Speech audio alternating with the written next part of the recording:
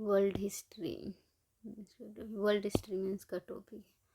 Syllabus detail, challenges, book theme based. 18वीं सदी से 18वीं सदी के पश्चात, मतलब 18वीं सदी के बाद। विश्व इतिहास। 18वीं सदी सच अद्ययीकरण, उपनिवेशीकरण, उपनिवेशीकरण, विश्व युद्ध, राष्ट्रीय सीमाओं का पुनः सीमांकन, पूंजीवाद, समाजवाद, साम्यवाद। 18वीं सदी से 1914 तक लोकतंत्र और राष्ट्रवाद, पूंजीवाद के दृष्टिकोण से। अमेरिकी क्रांति 1776, फ्रांसीसी क्रांति 1789 से 1799, नेपोलियन 1799 से 1815, वियना सम्मेलन 1815, यूरोपीय क्रांति 1830 से 1848, जर्मनी एवं इटली में राष्ट्रवाद, दक्षिण पूर्वी यूरोप राष्ट्रवाद, पूंजीवाद, अद्ययीकरण, उपनिवेशीकरण, समाजवाद, साम्यवाद।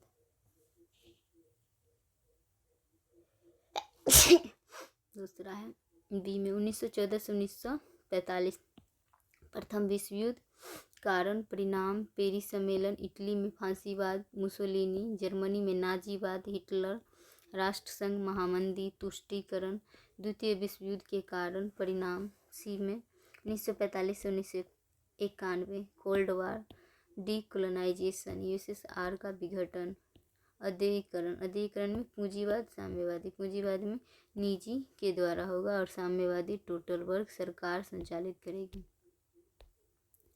पूंजीवाद 1770 से 1850 में ब्रिटेन और फ्रांस, हॉलैंड, बेल्जियम। 1850 से 1900 में यूएसए, रूस, जर्मनी, इटली, जापान। साम्यवादी में यूएसएसआर और चीन। उपनिवेशीकरण फर्स्ट स्टेज में 16वीं से 18वीं सदी के। दूसरा 1870 से 1914 के फेज। तीसरा 1945 से 1991 के फेज, नव उपनिवेशवाद। चौथा data colonisation, source class note study, history of civilisation, class 9, last 3 chapter. NCERT 9, फ्रांसीसी समाजवाद, हिटलर, राष्ट्रवाद, अद्ययीकरण। उसके बाद हो गया हिंद चीन और अद्ययीकरण।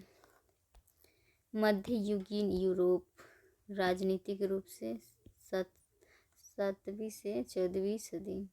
राजतंत्र, कमजोर शासन। मध्ययुगीन यूरोप में राज्य समानती प्रभाव में, वंशानुगत एवं विशेषाधिकार युक्त व्यवस्था, राजा सामंत पादरी।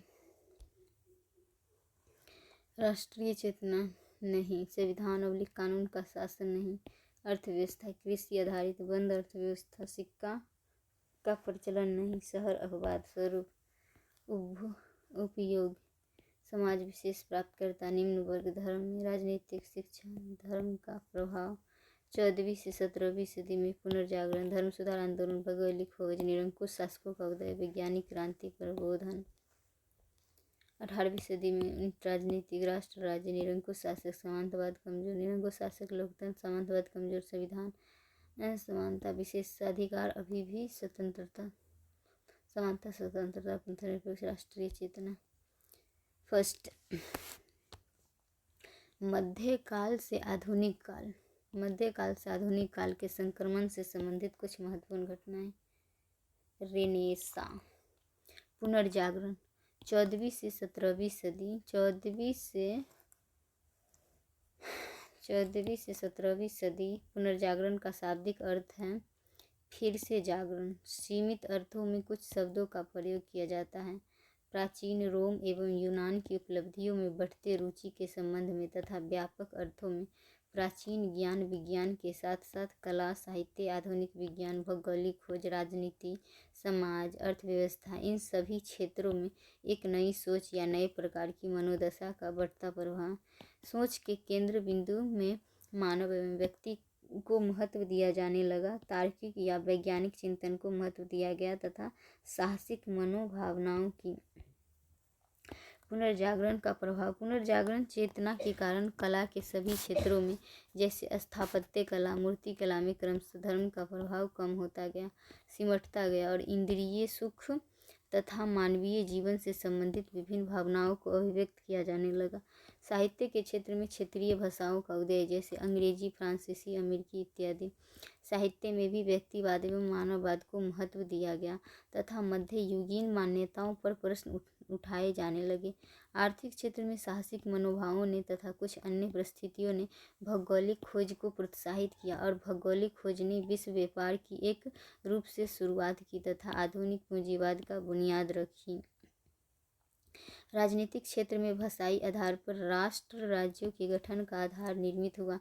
भौगोलिक खोजों, उपनिवेशीकरण इत्यादि से राज्य की स्थिति मजबूत हुई तथा सामंती व्यवस्था कमजोर। सामाजिक क्षेत्र में वाणिज्य व्यापार के साथ आधुनिक मध्य वर्ग की बुनियाद पड़ी। तार्किक चिंतन के कारण धार्मिक रुचियों पर भी प्रश्न उठाए जाने लगे और इससे धर्म सुधार आंदोलन की नींव पड़ी। तार्किक चिंतन ने वैज्ञानिक आविष्कारों के एक नए युग की शुरुआत की। 16वीं से 17वीं सदी में कोपरनिकस, केपलर, गैलीलियो इत्यादि ने अनुसंधानों के द्वारा प्रकृति को समझने की कोशिश की तथा धार्मिक मान्यताओं की चुनौती दी। धर्म सुधार आंदोलन 16वीं सदी में यूरोप में दो प्रकार के सुधार आंदोलन के संदर्भ में धर्म सुधार आंदोलन शब्द का प्रयोग किया जाता है। एक में कैथोलिक चर्च में व्याप्त बुराइयों के विरुद्ध मार्टिन लूथर तथा कई अन्य सुधारकों ने आवाज़ उठाई और विरोध स्वरूप कई राष्ट्रों में राष्ट्रीय चर्च की स्थापना हुई। इसे प्रोटेस्टेंट आंदोलन कहा गया। दूसरा, 16वीं सदी में ही कैथोलिक धर्म के भीतर व्याप्त बुराइयों को दूर करने के लिए उठाई गई कदम इससे प्रति सुधार आंदोलन कहा गया, काउंटर रिफॉर्मेशन। 7वीं से 14वीं सदी मध्यकालीन विश्व राजतंत्र ग्रीक सामंतों का वर्चस्व, विशेष राजनीतिक धार्मिक कारण, स्वतंत्रता समानता नहीं। आर्थिक में बंद अर्थव्यवस्था, कृषि, शिल्प, उपभोग, सिक्के नहीं व्यापार, सीमित शहर, उपवाद। 14वीं से 17वीं सदी में पुनर्जागरण का प्रभाव, धर्म सुधार, भौगोलिक खोज, वैज्ञानिक क्रांति, निरंकुश प्रबोधन। प्रभाव एक में धर्म का सरलीकरण, कैथोलिक धर्म को चुनौती देकर नए संप्रदायों का उदय, पोप का प्रभाव कम हुआ, राजनीति, धार्मिक टकराव जिससे राजनीतिक अस्थिरता बनी रही। दूसरा, बड़ी संख्या में राष्ट्रीय चर्चों के उदय में राष्ट्र राजधारण की सूक्ष्म चुनौती मिली, पोप के प्रभाव कम होने से शासक की स्थिति भी मजबूत हुई। सामाजिक क्षेत्र में शिक्षा पर चर्च के प्रभाव कम होने की प्रारंभ, वैज्ञानिक चिंतन को प्रोत्साहन, आर्थिक क्षेत्र में ब्याज पर कारोबार की मान्यता प्रदान कर प्रोटेस्टेंट समुदाय ने पूंजीगत गति प्रदान किया। भौगोलिक खोज, नए क्षेत्रों की खोज, साथ साथ नए समुद्री मार्गों के द्वारा अलग अलग महादेशों से संपर्क स्थापित करने के लिए नए मार्गों की खोज। परिणाम, आर्थिक क्षेत्र में विश्व व्यापार की नई युग की शुरुआत हुई। नए क्षेत्रों से संपर्क और बड़ी मात्रा में एक क्षेत्र से दूसरे क्षेत्र के बीच आयात निर्यात, नए व्यापारिक मार्गों की खोज, व्यापार पर मोनोपोली स्थापित करने की यूरोपीय राष्ट्रों में प्रतिस्पर्धा, व्यापारिक उद्देश्यों से उपनिवेशों की स्थापना, राजनीतिक क्षेत्र में राजा की आय में वृद्धि इससे राजा की स्थिति मजबूत हुई। आर्थिक गतिविधियों में राज्य का हस्तक्षेप बढ़ा, वाणिज्यवादी विचारधारा का प्रचलन अर्थात व्यापार संतुलन को अनुकूल बनाने पर बल तथा सोना चांदी के संग्रह पर बल।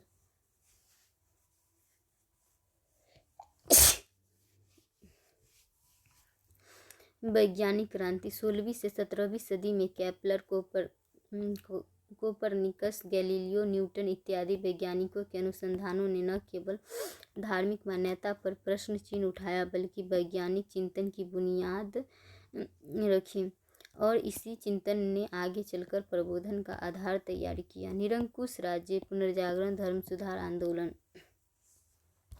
भौगोलिक खोज इत्यादि ने राज्य के सीमा को सांप्रदायिक अधिकार प्रदान किया और शासक की स्थिति मजबूत हुई। इससे सामंती व्यवस्था कमजोर हुई। शासकों ने राजनीतिक पद को ईश्वरीय प्रतिनिधि के रूप में प्रस्तुत किया। राज्यतंत्र की परंपरा मजबूत हुई तथा राजा परिवार के सदस्य, जमींदार एवं पादरियों को भी विशेष आर्थिक प्रदान किया। प्रबोधन प्रबोधन 17वीं से 18वीं सदी में पश्चिम यूरोप में वैचारिक क्रांति या बौद्धिक क्रांति के संदर्भ में प्रबोधन हुआ। प्रबोधन युग का अधिकाधिक प्रयोग होता है। Locke, Milton, Francis Bacon, Rousseau, Voltaire, Montesquieu इत्यादि विद्वानों ने बौद्धिक क्रांति का प्रतिनिधित्व किया और राजनीति, समाज, अर्थव्यवस्था, धर्म इत्यादि क्षेत्रों में प्रचलित समस्याओं की तरफ लोगों का ध्यान खींचा और लोगों के समक्ष विकल्प भी रखा। जैसे राजनीतिक क्षेत्र में निरंकुश शासन व्यवस्था के स्थान पर मोंटेस्क्यू ने शक्ति पृथक्करण की बात कही। लॉक ने जीवन, संपत्ति इत्यादि कुछ मूलभूत अधिकारों को प्राकृतिक अधिकार के रूप में प्रस्तुत किया और यह भी कहा कि कोई राज्य इसे नहीं छीन सकता। रूसो ने संप्रभुता को जनता में निहित महानाम। वाल्टियर ने विरोधियों के भी अभिव्यक्ति के अधिकार का समर्थन किया। अमेरिकी क्रांति 1776 से 1783 कारण, महत्व, प्लस नोट। आर्थिक, वाणिज्यवादी, राजनीतिक, सामाजिक, विभिन्न वर्ग, शिक्षा, प्रेस, बुद्धिजीवी, सप्तवर्षीय वार 1756 से 1763। यूएस वन उत्पाद, उपलब्धियाँ, उपनिवेश वन उत्पाद में मछली, उपलब्धियाँ में शिल्प, कपास, उपनिवेश में तंबाकू। कारण, अमेरिकी क्रांति 1776 से 1783। अमेरिकी क्रांति के कारण अमेरिकी क्रांति न केवल अमेरिका बल्कि आधुनिक विश्व इतिहास की महत्वपूर्ण घटनाओं में एक है। इसी क्रांति के साथ आधुनिक राजनीति और आधुनिक विचारों को व्यवहारिक रूप दिए जाने की शुरुआत हुई। क्रांति के लिए निम्नलिखित परिस्थितियां उत्तरदायी हैं। एक में आर्थिक कारण। ब्रिटेन ने जब अमेरिका में उपनिवेश स्थापित किए तो उस समय वाणिज्यवादी मर्चेंटिस्ट विचारधारा का प्रभाव था और उसके अंतर्गत व्यापार संतुलन को अनुकूल बनाने तथा बुलियन या सोना चांदी के संग्रह के उद्देश्य से ब्रिटेन ने निम्नलिखित आदेश जारी किए।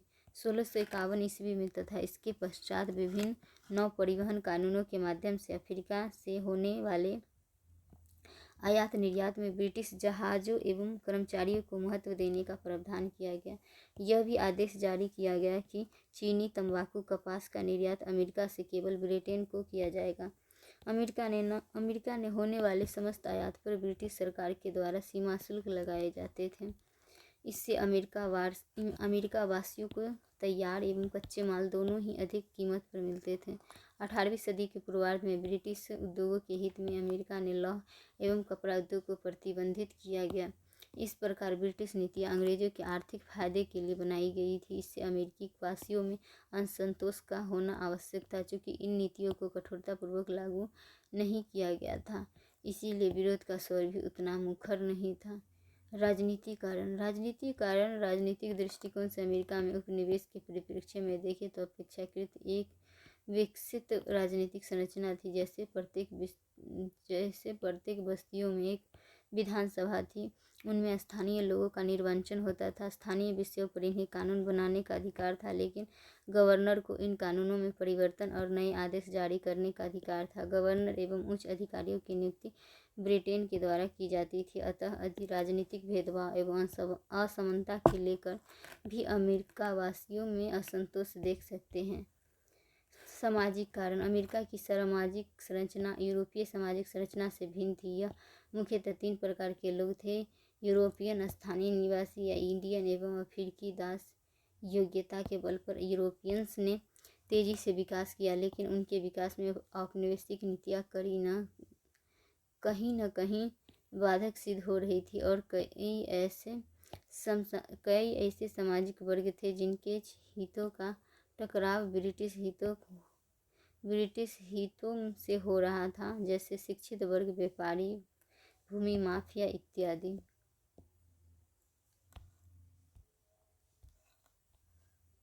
समय के साथ Harvard, Princeton, Yale, William Mary जैसी शैक्षणिक संस्थाओं की स्थापना, आधुनिक शिक्षा का प्रसार, आधुनिक विचारों का प्रसार और शिक्षित अमेरिकियों ने तार्किक से ब्रिटिश नीतियों को विश्लेषण का विरोध करना प्रारंभ किया। आधुनिक विचार के प्रसार में प्रेस की भी महत्वपूर्ण भूमिका रही। 1765 में अमेरिका के विभिन्न शहरों से लगभग 25 अखबारों का प्रकाशन हो रहा था, जिसमें New York Gazette, Boston News Letter इत्यादि प्रमुख थे। इन अखबारों ने अधिकारों के प्रति लोगों को जागरूक करने एवं आधुनिक विचारों के प्रसार में महत्वपूर्ण भूमिका निभाई।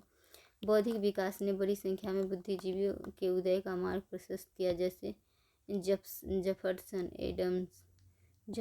एडम्स, बेंजामिन फ्रैंकलिन इत्यादि। इन बुद्धिजीवियों पर